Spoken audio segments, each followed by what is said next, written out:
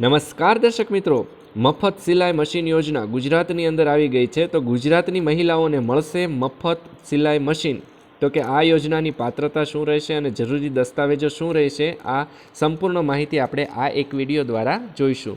તો દર્શક મિત્રો, ફ્રી સિલાઈ મશીન યોજના ગુજરાત 2024 એટલે કે ગુજરાત સરકાર દ્વારા અનેક નવીનતમ યોજનાઓ બહાર પાડવામાં આવતી હોય છે, ત્યારે ફરી એક વખત મહિલાઓ માટે મફત સિલાઈ મશીન યોજના 2024 બહાર પાડવામાં આવી છે। તો કે મહિલાઓ ઘરે બેઠા જ કામ કરી આત્મનિર્ભર બને તે માટે સરકાર દ્વારા વિવિધ યોજનાઓ બહાર પાડી તેને લાભ આપવામાં આવતો હોય છે। તો દર્શક મિત્રો, આ યોજનાનું નામ શું છે? તો કે મફત સિલાઈ મશીન યોજના ગુજરાત 2024। તો કે આ યોજના અંતર્ગત તમારે જો અરજી કરવી હોય તો સત્તાવાળાની વેબસાઇટ પણ જાહેર કરવામાં આવી છે। તો કે આ વેબસાઇટ જે છે તે https://sje.gujarat.government.in એટલે કે આ વેબસાઇટ ઉપર તમે જઈ ડાયરેક્ટ અને આ યોજના અંતર્ગત અરજી કરી શકશો।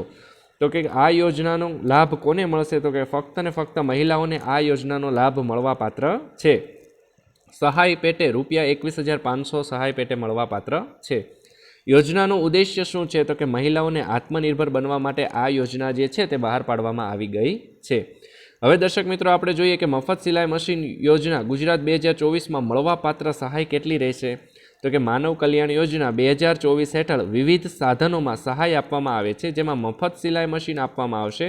આ મફત સિલાઈ મશીન યોજના હેઠળ ₹21,500ની કીટ અથવા ₹21,500 મળવાપાત્ર રહેશે। તો દર્શક મિત્રો, આ યોજના અંતર્ગત કોણ અરજી કરી શકે છે આ યોજનામાં તેની માહિતી લઈએ। તો તેમાં જો મહિલા ગુજરાત રાજ્યની રહેવાસી હશે તો જ આ યોજનામાં લાભ મેળવી શકશે, અન્યથા આ યોજનામાં લાભ મેળવી શકશે નહીં। અરજી કરતી મહિલાની ઉંમર એટલે કે મિનિમમ 18 વર્ષ હોવા જરૂરી છે અને મેક્સિમમ 40 વર્ષ હોવા જરૂરી છે।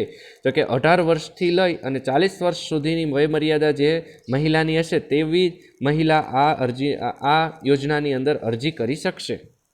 આ યોજનાની સહાય આર્થિક રીતે નબળી મહિલાઓ માટે જ ઉપલબ્ધ કરવામાં આવી છે।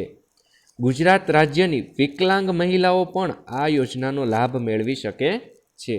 તો કે દર્શક મિત્રો, હવે આ યોજનાની અંદર અરજી કરવા માટે જરૂરી દસ્તાવેજો ક્યાં ક્યાં જોઈએ તેની માહિતી લઈએ।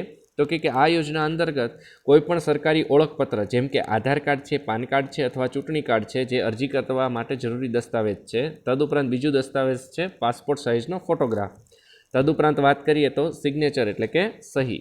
તદુપરાંત અભ્યાસના પરિણામપત્ર એટલે કે જે તે કક્ષાનો અભ્યાસ જે તે કરેલો હોય તેની માર્કશીટ અથવા સર્ટિફિકેટ, ડિગ્રી સર્ટિફિકેટ। તદુપરાંત તો કે જાતિનો દાખલો।